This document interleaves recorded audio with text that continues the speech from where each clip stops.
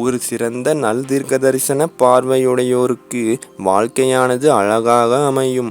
முடிவெடுக்கும் ஆற்றலாகப்பட்டதும் சரியானதாகவும் கூர்மையானதாகவும் இருக்கும். கூர்மையானதாக இருக்கும் என்று ஏன் கூற வேண்டும் என்று கேட்டால், முடிவெடுக்கும் திறனானது தீர்க்க தரிசன பார்வையால் ஒரு கத்தியின் கூர்மையைப் போன்று கூர்மையானதாக இருக்கும்.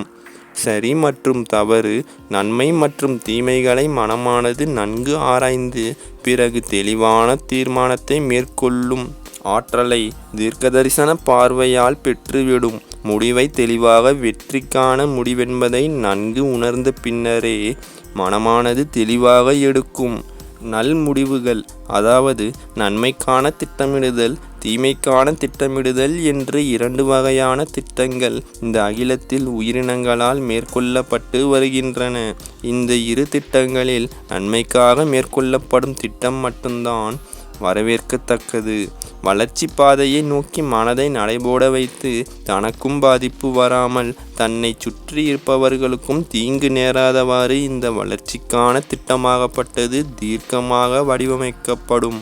நல் தீர்க்க தரிசன ஆற்றலாகப்பட்டது நல் திட்டத்தை வரையறுத்து நல் முடிவுகளை மேற்கொள்ளச் செய்யும். தீய வழிக்கான திட்டத்தை மனமானது வரையறுக்க நினைத்தால் பிறகு தீமையான செயல் நிகழ்ந்தேறி தீமைகளே விளைந்து நன்மை என்னும் வார்த்தைக்கு இடமே இல்லாமல் ஆகிவிடும். முடிவுகளை மேற்கொள்ளும் மனங்களாகப்பட்டது தன் திறனுக்கு ஒன்றின நற்செயலுக்கு ஏற்ற முடிவுகளை மேற்கொள்வதே உத்தமமான காரியமாகும். இந்த கருத்தாகப்பட்டது உயிருள்ள அனைத்து ஜீவராசிகளுக்கும் பொதுவான ஒன்றுதான். ஒரு நல் திட்டத்தை வருங்கால வளர்ச்சிக்காக ஒரு மனமானது மேற்கொண்டால் இந்த மனங்களாகப்பட்டது வாழும் காலத்தில் மட்டுமில்லாமல் தான் மறைந்த பிறகும் ஒரு குறிப்பிட்ட தன் வளர்ச்சியை ஒத்தவாறு நடைபோடும் மனங்கள் மத்தியில் நிலையான ஒரு இடத்தை பிடிக்கும்.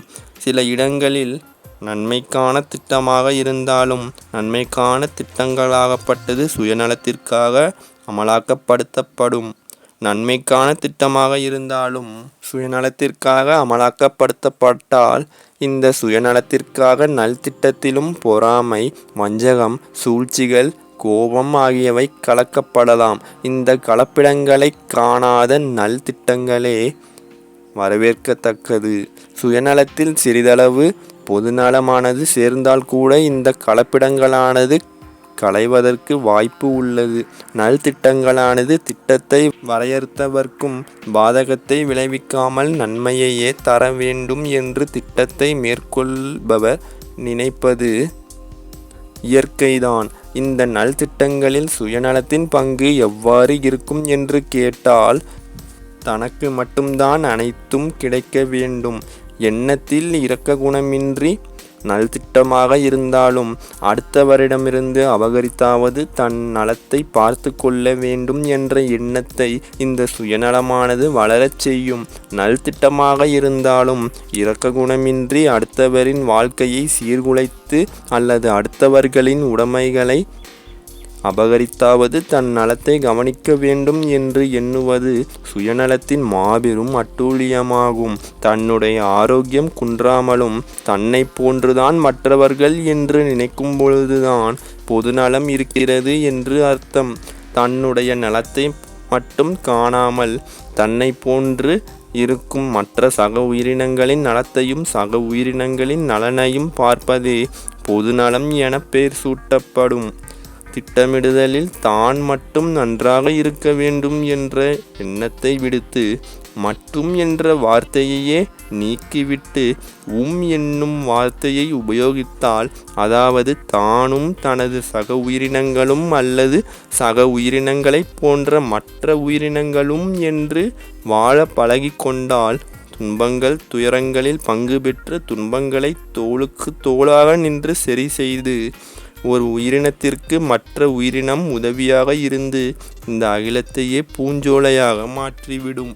இதை புரிந்து அறிந்து அதற்கேற்றாற்போல் செயல்களை மேற்கொண்டு நன்மையை அடைய பழகிக்கொள் எனது அன்பு மனமே. நன்மைக்கான அனைத்து திட்டங்களும் வரவேற்கத்தக்கது. தீமைக்காக திட்டமிடுதல் என்பது ஓர் அறிவீனமான செயல் என்று வரையறுக்க தெரிந்தாலே நினைத்த நல்காரியங்கள் அனைத்தும் கைகூடும், தீமைகள் அனைத்தும் விலகி ஓடும்.